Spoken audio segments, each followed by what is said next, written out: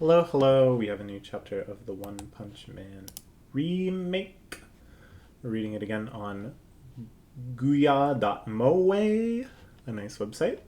A very, very cute cover page. The unlikely trio of this random monster that's been their tour guide, Saitama and Lightspeed Flash, peeking through a hole at what's peeking back, which I guess here is us. They're still digging around for whatever Lightspeed Flash's Chunibyo sword is called. It's like called like Infinity or Absolute. It's called Insta-Kill. Insta-Kill. Oh, it's even better than the ones I suggested. Dude, Insta-Kill. What better sword name have you ever heard in your entire life? Anyways, they're still looking for Insta-Kill. They've been pretty disconnected from all of the other major events happening. And these events are getting kind of crazy. They're building to what seems to be the hyper climax of the entire arc. But of course we know more is lurking within the corpse of the Monster Association headquarters. So here, we see Drive Knight and Genos doing a combo attack on the Psychos Orochi fighter jet. A difficult situation to describe, but the important thing is a whole bunch of blasters and lasers and stuff are being fired at the bad guy. We see Psychos. This is kind of like some inflation fetish type stuff, perhaps. The energy just blasting out of all of these orifices and swelling her body up. The whole thing is exploding with light. This kind of reminds me of Genos versus the Senior Centipede. The same kind of, I'm just going to blast it from the inside out until it explodes. Didn't work so well back then. We'll see how it handles the fighter jet. This is really cool. It like cuts open, but as soon as it does, it regenerates with like more teeth and stuff. Kind of converting the wound into a threat. Firing out a huge blast again. Those two go flying. Okay. So somehow it like absorbed and spat back the energy, I think is what happened. Because it hasn't really used an attack like that before. And the energy here has kind of like a rawness in how it's depicted. I don't know, it doesn't really matter. But it's cool to kind of think about like the specific mechanics of the different characters' attacks and stuff. It just gives it a depth beyond just like, they fire at him, he fires back, fire again, blah blah blah.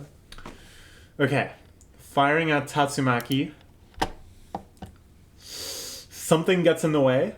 I think this is something thrown by Tank Top Master. Because remember before I was like, why did they even invite this guy? Like, why is it such a big deal that he showed up from the hospital?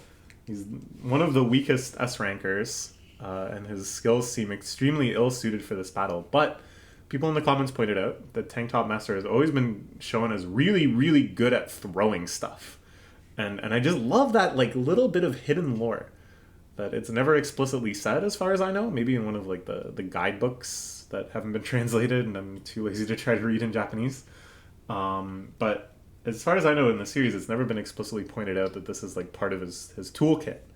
But if you just pay attention to his appearances, it's like, oh, they have been building this up. So he threw an intercepting boulder or something? Yeah, there he is. Tank Top Master. Psychos knows who he is. Nice. Because Tank Top Master got taken out by Garo. Tank Top Master wasn't even like part of the planned raid. So the fact that Psychos did her research, at least, you know, enough to read the names of all the S-class. Good for him. And he's firing off a barrage of boulders. This is an amazing shot. His arm's just a whirlwind. Really surprisingly effective. It seemed like the scale of the attacks and stuff were way, way beyond like Boulder. But look at the size of them. If that smacked you, it's not going to be nothing. Things are so easy to throw that agility is making my tank top more comfortable. Spectre Blizzard of Hell. Ah. It's making my tank top more comfortable. So she's like lifting the rocks up, I guess? But he can throw them faster than she can psychically move them, so... Neat, okay. Ooh, Yowie route. Yowie route. My Fujoshi brain is activated. They're going to coalesce our energy cores to maximize our power output. If you know what I mean. Who's the uke? It's a gamble whether it will work or not. But are you game? Okay. So he's kind of like feeding Genos' power into his transforming shogi suit. And now they're going to be able to unlock some new form, looks like. Hell yeah, maybe promoted flying rook. We saw, I think, before promoted flying bishop. Let's see. Ooh, it's like Genos is just wearing Drive Knight. We can see the Drive Knight face lower in the body. Gurren friggin' Lagann. Amazing. I love the fighter jet also transforms quickly to have these like scythe-like arms. It's just so imaginative. It's so richly imaginative. All of these things that Murata and One can come up with, like the course of this battle, like was Top Gun. Now it's like Gurren Lagann. Earlier it was like psychic versus psychic. Before that it was like Saitama versus Kaiju. Genos versus a big Kaiju. They evoke the power of like dragon imagery, serpent imagery. They had, some of the most insanely powerful attacks we've seen in the series, like when she split like the whole ocean, when Tatsumaki twisted everything around. It's just man, it's just great. That's just one fight. Just the struggles of Orochi. Just this one villain. Outrageous. Tactical combination. Promoted rook. Yeah, baby. I knew it was going to be that freaking promoted rook. Strongest unit in Shogi, baby. Let's go. Oh my god. It's the Gurren Lagann energy coming off of this page is just it's fantastic. I love it. This would definitely be the thumbnail, but it's kind of too much of a spoiler, so we'll probably use like Tank Top Master or somebody. Drive Knight. My core is already at its limit. It will explode soon. As soon as I give you the signal defuse, okay?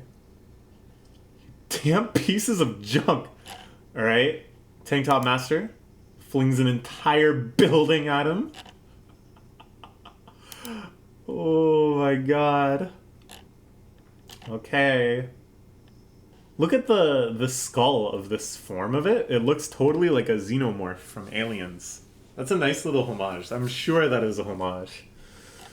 It fires a big blast out the back at the building. Very alliterative sentence. But riding on the... Okay. It is Atomic Samurai and two beefy naked dudes. That'll do it, though. I think that'll maybe do it. That might do it. I love this. I really love this idea that like they're all combining their strengths to take down Orochi. It's so misleading because it feels so climactic. It really feels like the end of the arc, and just the feeling we're gonna have that all the heroes have like exhausted themselves. They're patting each other on the back. Tatsumaki is down for the count, and then friggin' like black sperm just pops up. Be like, what? What are y'all staying around for? I'm gonna kill everybody here. Oh, the victory is ours. And then this shot of just like an insane prism of light. What the hell is this? Okay. Oh, that was Atomic Samurai slicing up all of the beams of energy. Now the beams are like reformatting. Really awesome shot of Atomic Samurai here, by the way. Just the way that they can convey his speed in all these different like kind of sketchy representations of him and stuff. Phenomenal. Atomic beeline slash. Get friggin' cut. This is an amazing shot. This shot, I think, maybe more than almost any other spread, just super embodies the true spirit of this series. It isn't just about a bald man who is strong. It is about an olden times looking samurai man and a fighting robot simultaneously slashing through this grotesque monster. That to me is the true beauty of One Punch Man. And it's not over. The vibrant dark angel rush Vibration Dark Angel Rush. I'm sorry. Uh, is Prisoner literally flying? These wings. Am I hallucinating? Is Psychos hallucinating? Is Prisoner hallucinating? Or did he somehow unlock the power to just fly with wings? It's so outlandish and weird that it makes me think that I'm asleep right now and I'm having a fever dream. But no. It's on their screen. The heck? I'm half expecting someone in the comments to be like, don't you remember in chapter 127 when Prisoner gained the ability to fly? I'll be like, yeah, it slipped my mind. Oh yeah, he was fighting Yan and he figured out that he could just fly. What? Okay, anyways. Ooh. Oh, man, this is so satisfying.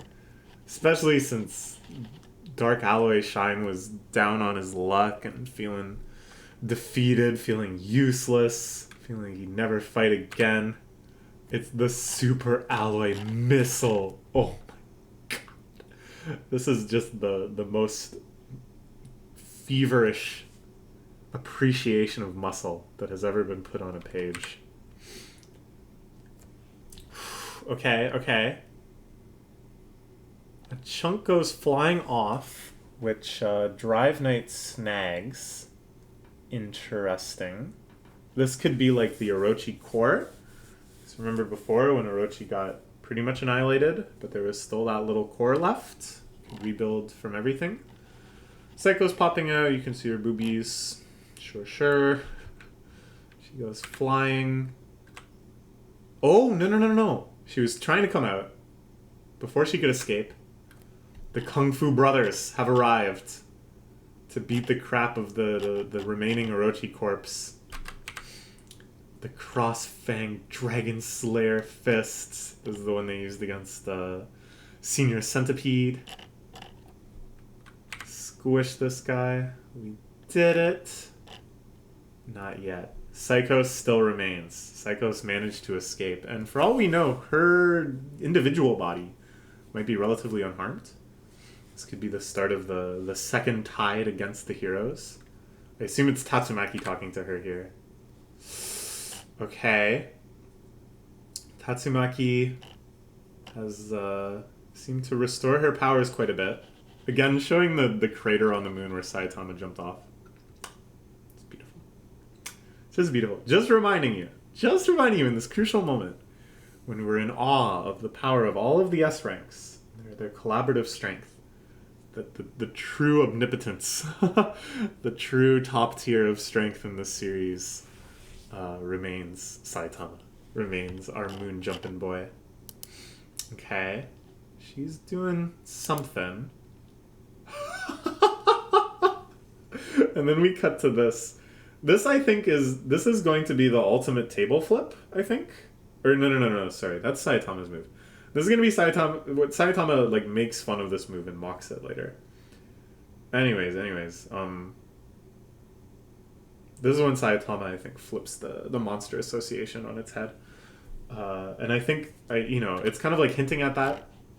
Showing the ground rumbling and stuff. And then the contrast of that happening and them slowly moving rocks. Saitama, who, of course, created that crater on the moon, if we had forgotten, is just sitting here slowly moving rocks out of the way so Lightspeed Flash can get out. What is this, actually? A black cube. Okay. Very, very interesting. So in the last chapter, we saw the flashback with Blast carrying the black cube. Someone in the comments pointed out that all of these facilities are also just big black cubes. But it was also suggested that was maybe just a limitation of one's drawing ability. Very valid as well.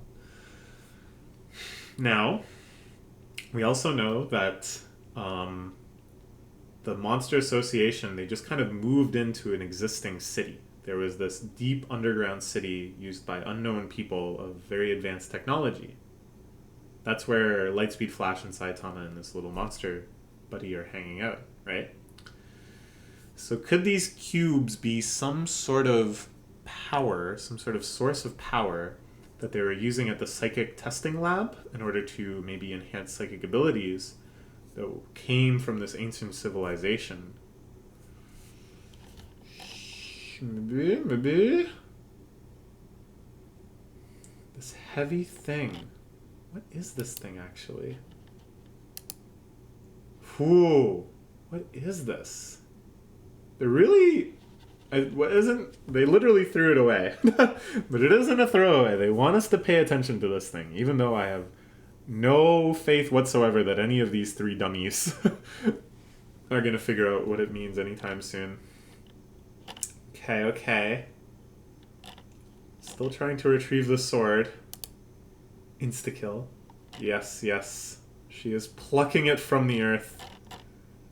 This has kind of R-popping vibes. Like removing blackheads or something. Okay. Very, very cool shot. Rushing up out of the earth past her. Whoa. It's so twisted.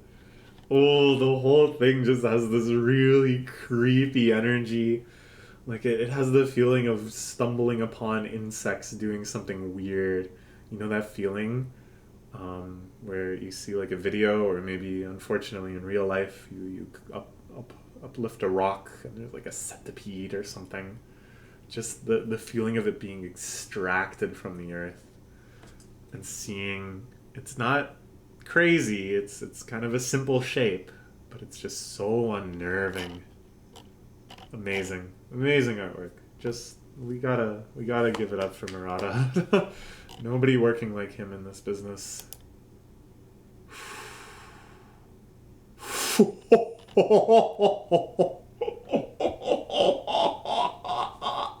It's so good.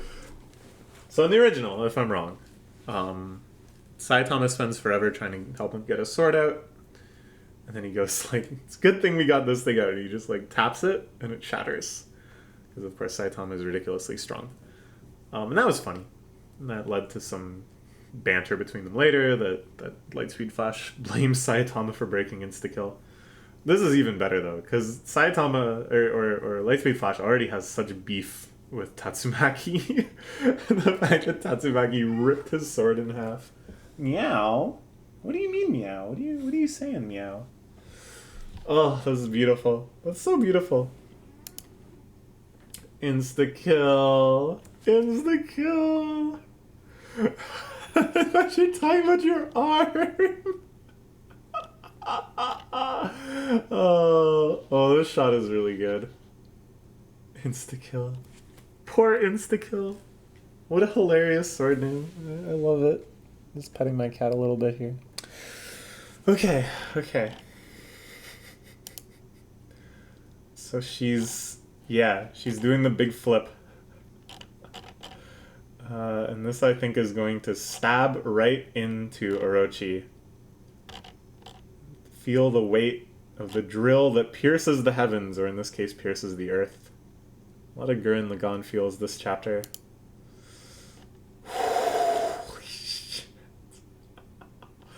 Oh man, at a certain point you're just like dumbfounded, right? Like, what can I say about this anymore? It's just... I wish... You know what I wish? I'll tell you, Toast. I'll tell you what I wish for. I wish Murata would illustrate the Book of Revelations from the Bible. Because his feeling of like apocalypse, the sense of scale, the sense of destruction, the sense of everything changing in this unfathomable way comes through so well in shots like this. I think that would be a treat. Oh man, the Murata Book of Revelations. Let's fund it. Let's kickstart it. Oh my god, this is just crazy. Just look at the way the characters are looking up in awe. I think that's part of it, is that there's always kind of a character emotional aspect. Even in the shots where you can't see anybody, even when it's like fully zoomed out or whatever, it's always nicely buttressed. It always cuts nicely to characters' reactions and then showing different perspectives and stuff, so you really get a sense of like, holy... A spear of light. Is that tornado? Okay. See it. Oh, this is so good. Oh, this is so crazy. Oh my god, I love it. There's something called insta-kill. Sure wasted a lot of time. Should have destroyed the wall for the beginning. Okay, yeah, so this is what the cover image is. They're looking out into the cosmos, kind of. What? What? Wait, whoa, what?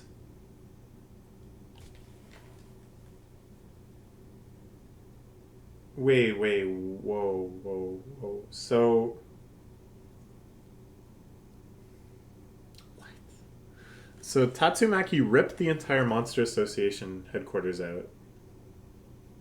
And then now they're looking into the empty space that existed around that. The hole. They look into the hole, but this thing is like right there. So isn't this where the Monster Association headquarters was before? And what the fuck is this? Is that God that gave Homos Emperor its powers?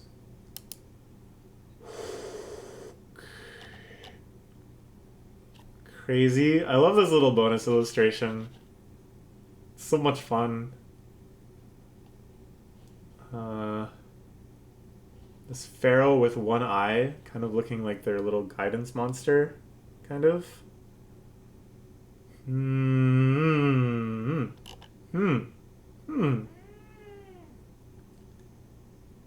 If you spot it, make of it what you, Okay. Crazy chapter. Crazy for all sorts of different reasons. What in the world will happen next? Toast. What is going to happen, my dear Toast? Okay, let's find out. Let's find out. We'll find out soon. We'll find out together. What the hell? Bye-bye.